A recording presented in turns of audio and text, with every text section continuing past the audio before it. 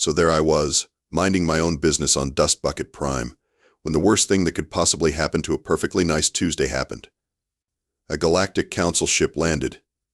And not just any ship, mind you, but one of those ridiculously ornate diplomatic vessels that look like someone crossbred a wedding cake with a nuclear reactor and gave it delusions of grandeur. Out stepped Ambassador Reginald Puddlebottom. And yes, that was actually his name. The universe has a twisted sense of humor like that. Picture a 7-foot-tall praying mantis wearing a tuxedo and a monocle, with an attitude that suggested he'd invented pomposity and was personally offended that others had started using it without paying royalties.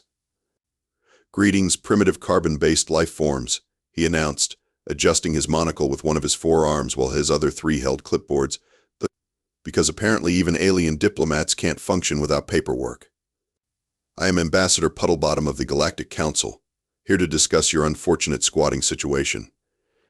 Behind him shuffled his nervous assistant Fleeb, a creature that looked like a worried jellyfish had been crossed with a filing cabinet. The poor thing was practically vibrating with anxiety, clutching a tablet that kept beeping ominously. Bringing up the rear was Commander Granite, their security chief, who had the personality of his namesake and apparently the same conversational skills. Mayor Betty Knuckles stepped forward, wiping grease off her hands with a rag that had seen better decades. Betty was what happened when you took a space trucker, gave her a town to run, and told her to make it work with duct tape and determination. She'd been fixing things with her bare hands since before most of these aliens had evolved opposable thumbs. "Squatting situation?" Betty asked, raising an eyebrow that had intimidated asteroid miners across 3 systems. "We bought this rock fair and square from the Zephyrian Mining Consortium. Got the paperwork and everything." Puddlebottom tittered, a sound like wind chimes having an anxiety attack. "Oh, my dear, sweet, primitive creature. You cannot purchase what was never truly for sale. According to Galactic Law 2847b, subsection 47, paragraph 93, footnote 12, this planet belongs to the Great Slumbering One." From the crowd of colonists, 11-year-old Tommy Wrench looked up from the mining laser he'd been tinkering with. Tommy was the kind of kid who could fix a fusion reactor with a paperclip and some creative profanity, and who treated homework like a personal insult. "Great Slumbering One? You mean the dragon that's been taking a nap in our planet's core for the last 3,000 years? "Precisely." Puddlebottom clapped 2 of his hands together while the other 2 rustled through more paperwork. "An ancient and terrible beast of unimaginable power and wisdom. You humans must vacate immediately, or appease the creature with proper tribute according to traditional protocols." Dr. Magnus Boomstick, the colony's resident scientist and part-time lunatic, adjusted his safety goggles and laughed. "Traditional protocols? Have you actually tried talking to this dragon? Maybe it's reasonable." The suggestion made Puddlebottom recoil as if someone had suggested he do his own laundry. "Talk to it? My dear fellow, one does not simply converse with cosmic entities. There are procedures, protocols, proper channels. The Galactic Council has maintained order for millennia through adherence to established customs." Betty crossed her arms, a gesture that had made hardened criminals reconsider their life choices. "And what exactly do these established customs involve?" Puddlebottom's monocle practically gleamed with anticipation. "A sacrifice, naturally. It's quite civilized, really. Now, I've seen some spectacularly bad ideas in my time. I once watched a guy try to fix a plasma conduit with a butter knife in pure optimism. I've witnessed someone attempt to negotiate with a black hole. But watching Ambassador Puddlebottom consult his comprehensive database of primitive appeasing rituals was like watching a train wreck in slow motion. If the train was made of stupid and the tracks were built from terrible decisions.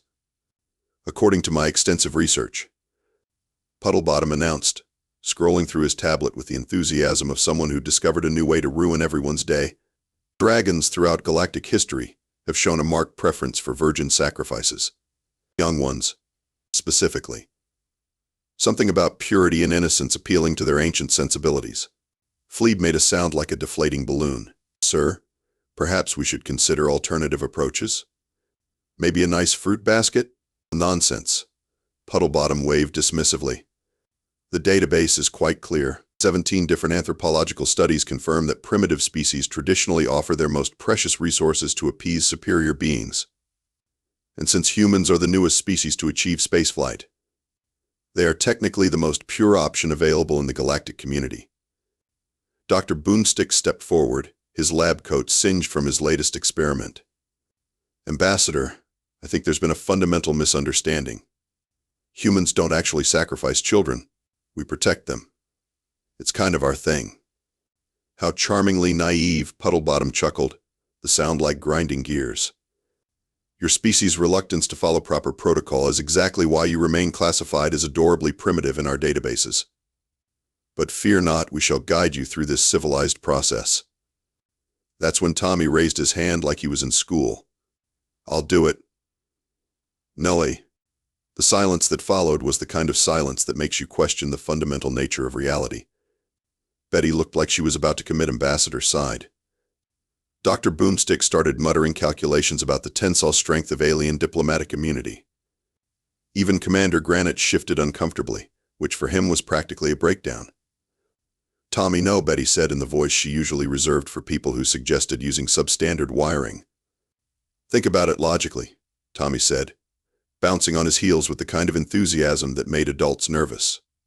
First, I'm curious about this dragon. How does something that big generate enough heat to warm a planet's core without melting everything? That's some serious engineering. Second, this beats doing my geometry homework. And third, I've got my multi-tool, my emergency beacon, and a thermos of coffee. I've been in worse situations. When have you been in worse situations? Betty demanded. You're 11. Remember when the fusion reactor started making that weird humming noise last month? I had to crawl through the maintenance shafts while it was still online. This is basically the same thing, except instead of radiation poisoning, I might get eaten by a cosmic entity. Statistically. The dragon is probably less dangerous than Mrs. Peterson's chemistry class. Puddlebottom clapped his hands together with delight. Marvelous. Such proper understanding of hierarchical respect. We shall prepare immediately. Over the next few hours, the aliens set up what they called a traditional ceremonial apparatus, which looked like someone had tried to build an altar using only the most uncomfortable angles possible. They produced golden chains that were clearly decorative rather than functional, ceremonial robes that appeared to be made from recycled curtains, and enough incense to gas a small moon. While they worked, Tommy spent his time teaching the alien crew poker. It was like watching a masterclass in applied psychology. Within an hour, he'd cleaned out their entire ceremonial budget and somehow convinced them that Earth customs required the sacrifice to wear comfortable shoes and carry snacks. Commander Granite watched the proceedings with growing unease, though his expression remained as readable as a brick wall. Phlebe, meanwhile, had developed a nervous tic that made his whole body flicker like a malfunctioning hologram. Are we absolutely certain this is the correct procedure? Granite asked quietly. The database is quite comprehensive, Puddlebottom replied, adjusting his ceremonial hat, which looked like a traffic cone had mated with a disco ball. Though I must admit, the human child's casual attitude is somewhat irregular. Most species show more appropriate terror. Tommy looked up from teaching the alien engineer the finer points of bluffing. Terror's inefficient. Panic makes you stupid, and stupid gets you killed. Besides, if this dragon has been sleeping for 3,000 years, it's probably just cranky from being woken up. I know I am. The ceremony took place at the edge of the planet's largest mining shaft, a hole so deep it practically had its own weather system.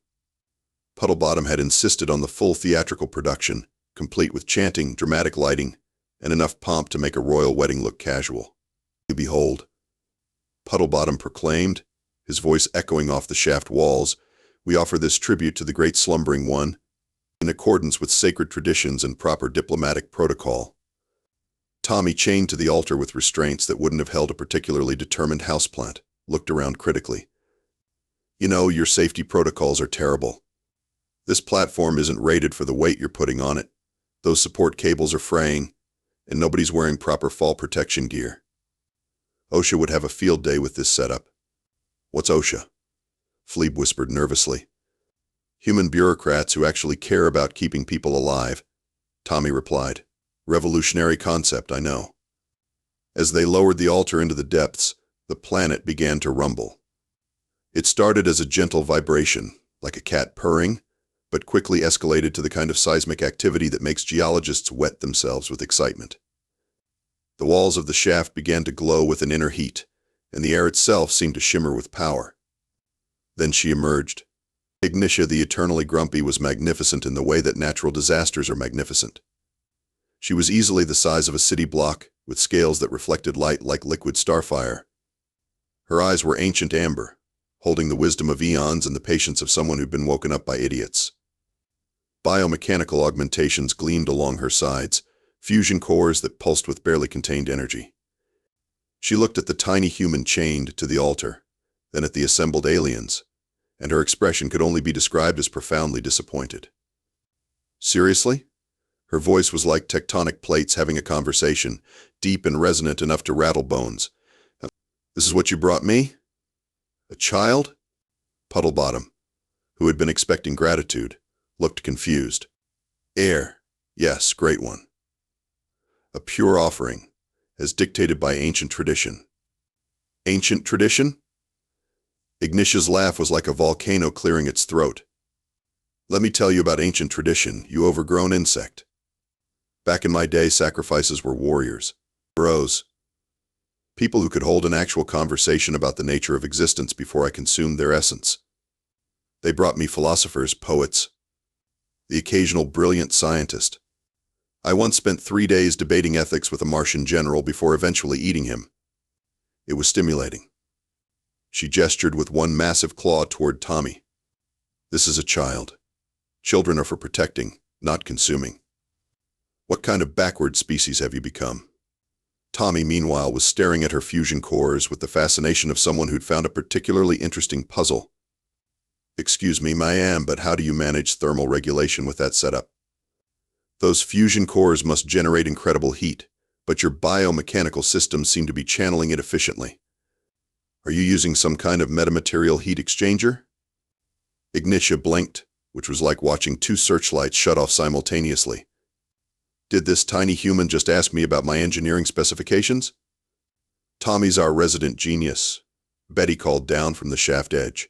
Kid can fix anything with spare parts and attitude. Fascinating, Ignitia mused, lowering her massive head to study Tommy more closely. Tell me, small engineer, what do you make of the resonance frequency optimization in my flame production system? Well, Tommy said, warming to the subject, based on the harmonic vibrations I'm hearing, you're probably running about 15% below optimal efficiency. I bet if you adjusted the plasma compression ratios in your secondary cores, you could increase output while reducing fuel consumption. Ignitia's eyes lit up, literally. Finally, someone who appreciates proper engineering. Do you know how long it's been since anyone asked me about my technical specifications? Most visitors just scream and run around waving their appendages frantically. Puddlebottom, sensing that his carefully planned ceremony was veering wildly off script, cleared his throat importantly. Great one. While technical discussions are doubtless fascinating, we must observe proper protocol. The sacrifice has been prepared according to regulations. Oh, shut up, Ignitia snapped, her attention still focused on Tommy. I'm having the first intelligent conversation I've had in centuries. Now, young engineer, what would you estimate the thermal tolerance of these chains to be? Tommy examined his restraints with a critical eye. These? Maybe 800 degrees Celsius before structural failure. Pretty flimsy, really. I could probably break them with my multi-tool if I had to. Excellent assessment. And what do you suppose would happen if I were to, say, breathe gently in their general direction? They'd melt like butter, Tommy grinned. Along with probably half this platform. A brilliant deduction, Ignitia rumbled approvingly. I do believe I like you, small human. That's when Ambassador Puddlebottom completely lost what passed for his mind. Watching his perfect, regulation-compliant ceremony turn into an impromptu engineering consultation was apparently more than his bureaucratic brain could handle.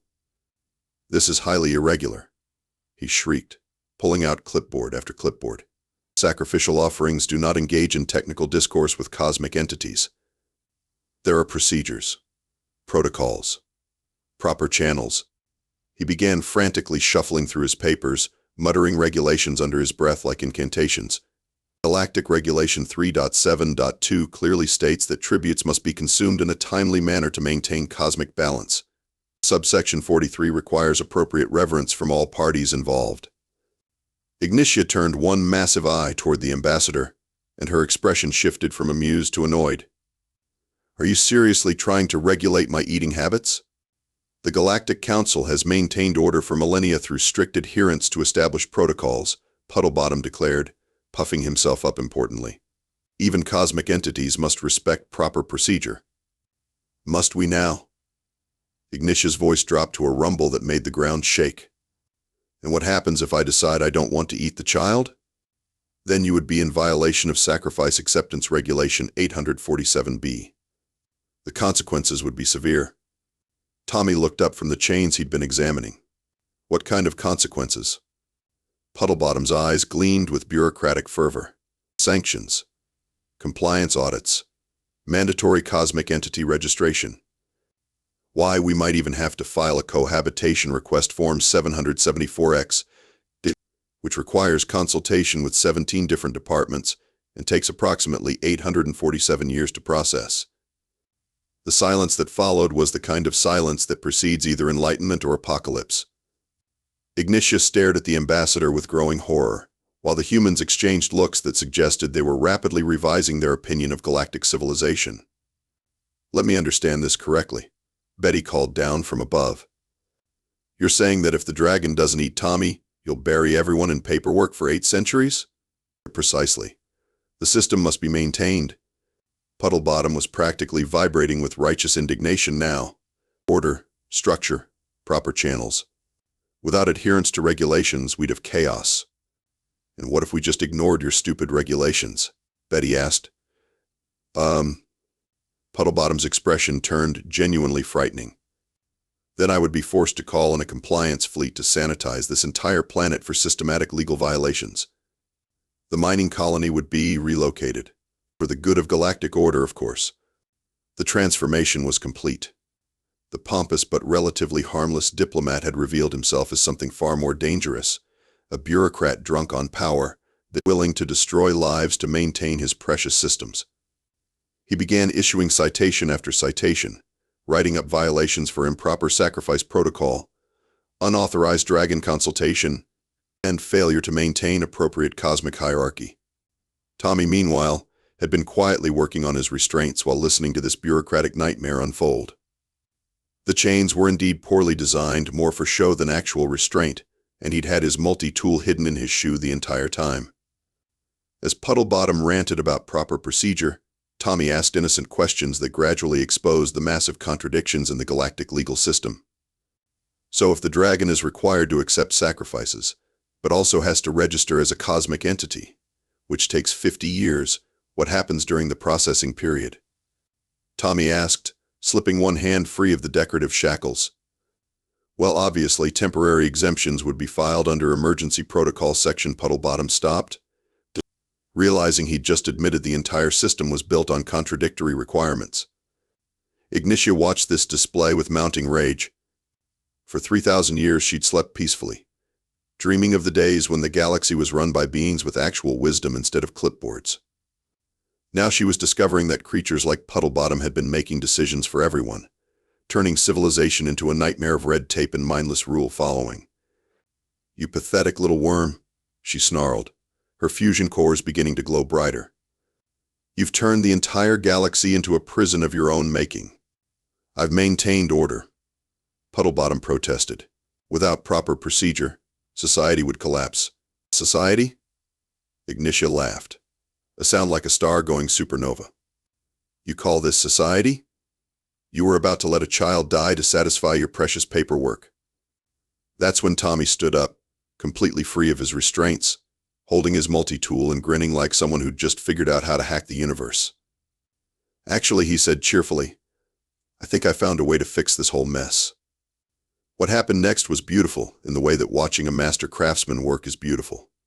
Except instead of wood or metal, Tommy was working with pure, concentrated bureaucratic BS, and he was about to turn it into the most satisfying legal pretzel you've ever seen. Dr. Boomstick, Tommy called up through his emergency beacon. I need you to pull up Galactic Law 2847b, the original text, not the amended version. Above ground, the good doctor's voice crackled through the comm. Already on it, kid? And Tommy? This is fascinating.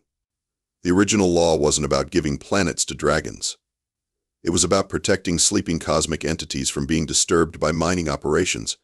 Exactly what I thought. Tommy grinned, turning to face Puddlebottom.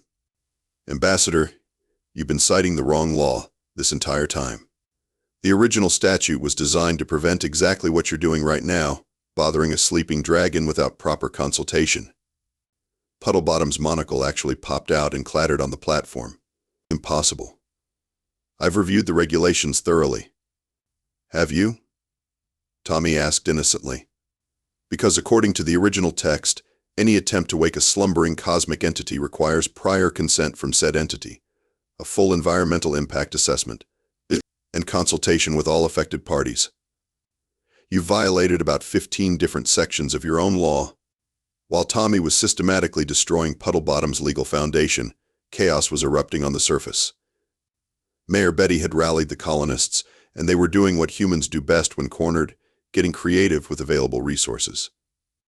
The mining equipment that had been humming peacefully in the background was suddenly repurposed into an impromptu defense system.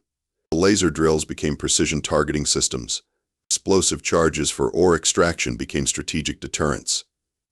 The entire mining operation transformed into a fortress designed by people who understood that sometimes the best defense is making the other guy seriously reconsider his life choices. Betty herself had commandeered the main fusion cutter and was using it to create artistic scorch marks on the hull of Puddlebottom's ship. This is for trying to sacrifice our kid, she announced over the comm system. And this is for your stupid paperwork. Another blast. And this is because your ship is ugly and I don't like your face. The human colonists moved with the kind of coordinated efficiency that comes from working together in a hostile environment. They've been fixing problems with limited resources and creative solutions for years. Now they applied that same philosophy to the problem of pompous alien bureaucrats.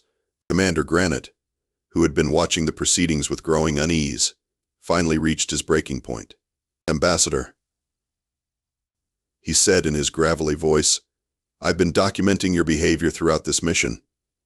Your actions constitute gross violations of diplomatic protocol, endangerment of sapient life, and failure to conduct proper due diligence. You can't arrest me. Puddlebottom shrieked. I'm following proper procedure. No, Granite replied, producing a set of energy shackles. You're really not. Meanwhile, Fleeb had found his courage. The nervous assistant who'd been cowering behind clipboards suddenly straightened up and began systematically deleting files from Puddlebottom's database. I'm sorry, sir, he said, not sounding sorry at all, but I accidentally erased your entire collection of primitive appeasing rituals.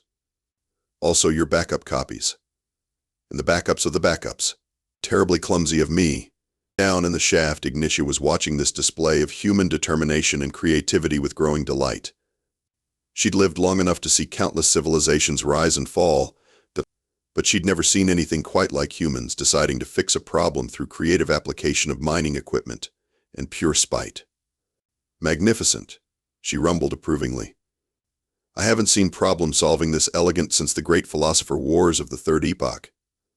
Tommy, meanwhile, was still systematically dismantling Puddlebottom's entire worldview. Let's see, you've also violated the Cosmic Entity Consent Protocol, the Informed Decision-Making Statute, and about 12 different safety regulations.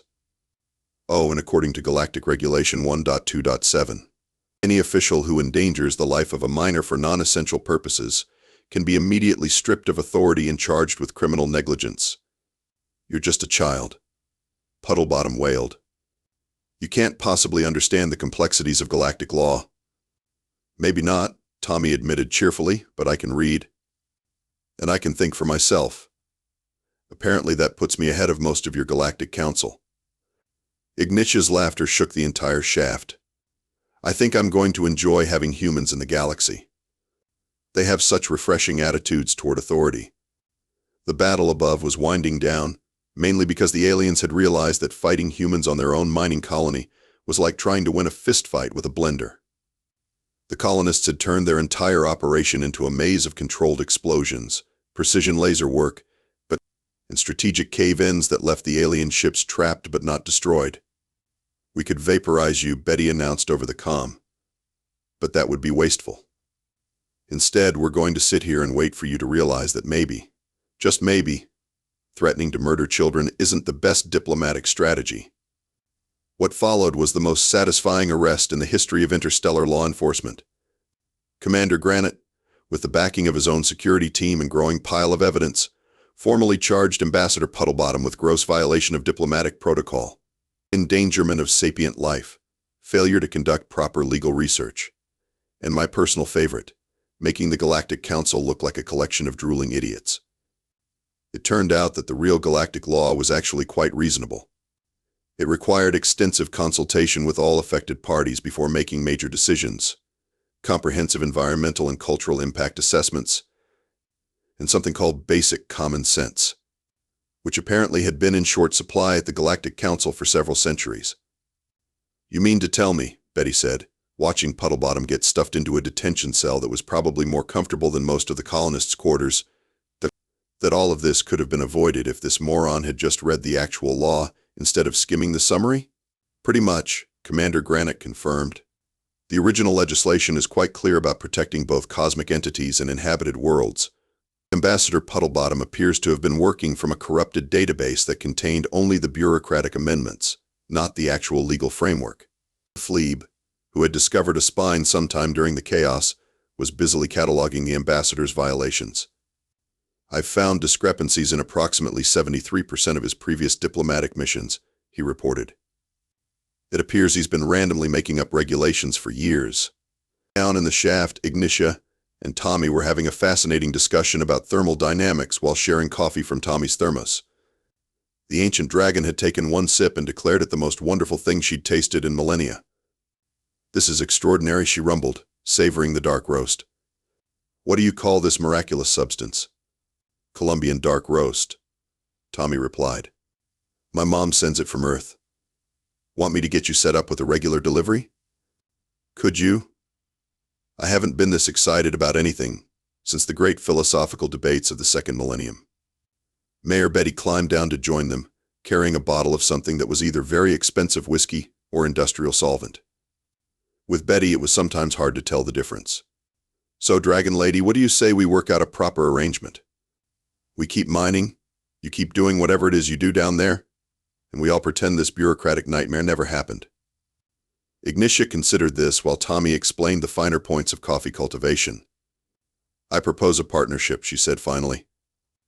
"I provide geothermal energy for your mining operations. You provide regular deliveries of this coffee substance and interesting conversation. I'm particularly interested in learning about human engineering techniques." "Deal," Betty said immediately.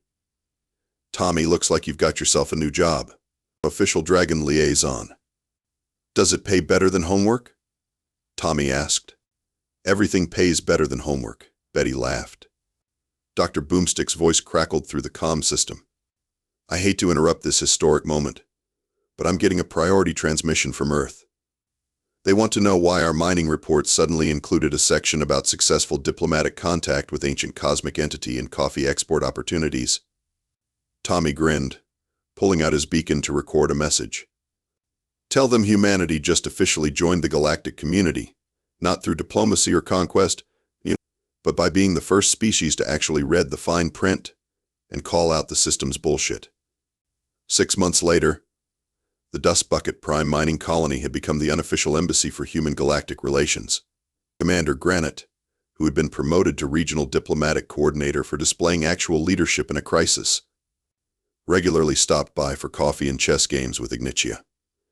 Phlebe had been appointed as the new cultural liaison, a job that mainly involved making sure other diplomats actually read the laws they were supposed to be enforcing. He'd developed a cheerful ruthlessness that made seasoned bureaucrats nervous. Tommy had indeed become the official dragon liaison, a position that primarily involved playing increasingly complex strategy games with a cosmic entity and helping optimize her fusion core efficiency. He'd also introduced her to poker, which had led to some interesting developments. The final report to Earth concluded with a note that made headlines across human space. Tommy Wrench, age 11, that has taught a 3,000-year-old space dragon how to play poker. She is currently dominating the annual Galactic Council card tournament, having won approximately 47 solar systems, 12 space stations, and what appears to be the bureaucratic equivalent of a small empire. The Galactic Council is reportedly reconsidering their entire approach to interspecies relations, though this may be related to the fact that Ignitia has started using her winnings to fund reforms that prioritize common sense over paperwork. Apparently, the report concluded, the secret to successful galactic diplomacy isn't superior firepower or advanced technology. It's teaching ancient cosmic entities to bluff and making sure someone actually reads the instruction manual for civilization.